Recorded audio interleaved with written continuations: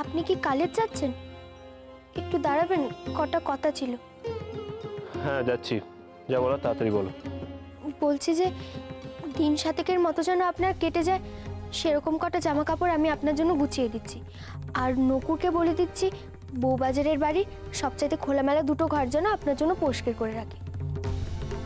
এসবের মানে কি আশা? কি করতে চাইছো তুমি? হঠাৎ এরকম একটা অদ্ভুত প্রস্তাব। যা করছি তাতে আপনার ভালোই হবে। পুজোর কটা দিন আপনি বউবাজারের বাড়িতেই কাটিয়ে দেবেন। সেখানে আপনি নিরিবিলিতে পড়াশোনা করতে পারবেন। দেখবেন আপনার কোনো অসুবিধা হবে না।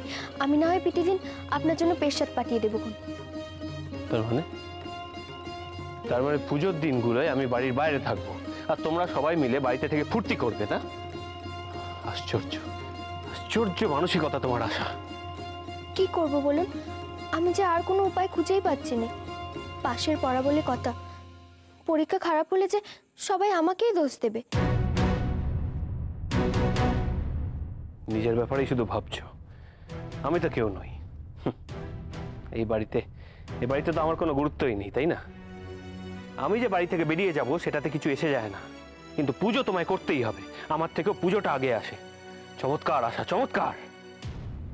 সংকল্প যখন একবার করা হয়ে গেছে তখন তোমাকে আনতেই হবে, নইলে যে সংসারে অমঙ্গল হবে। তোমার স্পর্ধা দেখে আমি আশ্চর্য হয়ে যাচ্ছি আশা। আমি তোমার স্বামী, আমি এই বাড়ির ছেলে। মায়ের পরে এই জায়গাতে আমার স্থান। তুমি কি না আমায় বাড়ি থেকে চলে যেতে বলছো? আমি তেমনটা মনে করে বলিনি। পুজো তো করতেই হবে, আর আপনার পড়া নষ্ট হোক সেটাও আমি চাইনি। তাই মাঝে মাঝে একটা উপায় বার করেছিলাম। বেশ, তো আপনার যদি তাতে খারাপ লাগে আমরা না হয় সবাই মিলে বউবাজারের বাড়ি চলে যাচ্ছি, সেখানেই না হয় পূজাখানা হবে।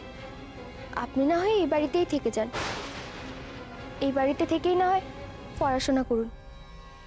তাতে তো আপনার কোনো আপত্তি নেই। না, থাক থাক, যথেষ্ট হয়েছে। আমার জন্য অনেক ভেবেছো, আর দয়া করে ভাবনা চিন্তা করার প্রয়োজন নেই। আমি কোথাও যাবো না, পুজোতে আমি এই বাড়িতেই থাকবো। তাতে যদি আমার পড়াশোনার ক্ষতি হয় তো হোক, তাও ভালো। কিন্তু তোমরা দয়া করে দুহাত তুলে নৃত্য করো, কেমন? তোমরা যা ইচ্ছা করো, তোমাদের কিচ্ছু বলার নেই আমার। আর বলবোই বাকি, তোমরা তো বলা কর সব ঊর্ধ্বে চলে গেছো।